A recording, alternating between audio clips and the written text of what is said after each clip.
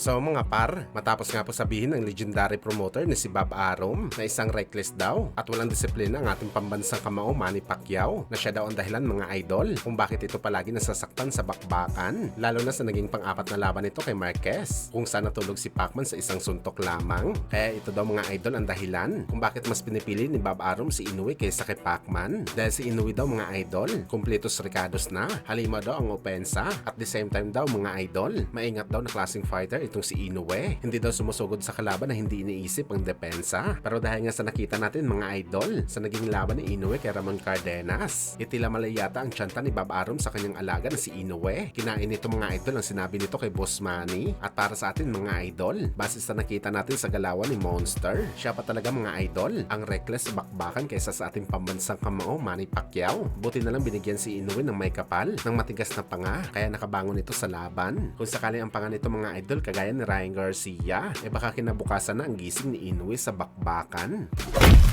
Samantala sa bakbakan naman po ng ating pambato na si Charlie Suarez, kalaban ng WBO Junior Lightweight Champion Emmanuel Baquero Navarrete, kung saan mga idol nagharap na nga ang dalawang fighter sa kanilang una at huling press con sa bakbakan nila sa linggo. At makikita natin sa face-off mga idol, sobrang taas talaga ng Meksikano sa Pinoy. At syanta natin mga boss, mahaba din ng galamay ni Navarrete, pero malaki ang tiwala natin mga idol na papatulogin ni Suarez ang Mexican champion sa bakbakan. Sa panayam kasi ni Suarez mga idol, target talaga nito na huwag paabutin sa mga judges ang laban, kundi sa kanyang kamao lamang para sure win daw ang panalo nito. Kaya believe talaga tayo mga idol sa mentality na meron si Charlie Suarez. Ganito dapat ang tularan ng mga boxer. Ina-anticipate na kasi nito mga idol ang mangyayari sa bakbakan. Klaro naman kasi mga idol na walang panama ang Pinoy kung sa ballpen ng mga judges ilalagay ang resulta ng laban nila. Una, underdog po si Suarez. Pangalawa, hometown favorite ito mga idol. Bukod dyan mga boss, hindi naman talaga natin may ikakaila sa bakbakan na masipag talaga bumato ng suntok si Navarrete. Kaya abangan natin mga idol ang bakbakan nila.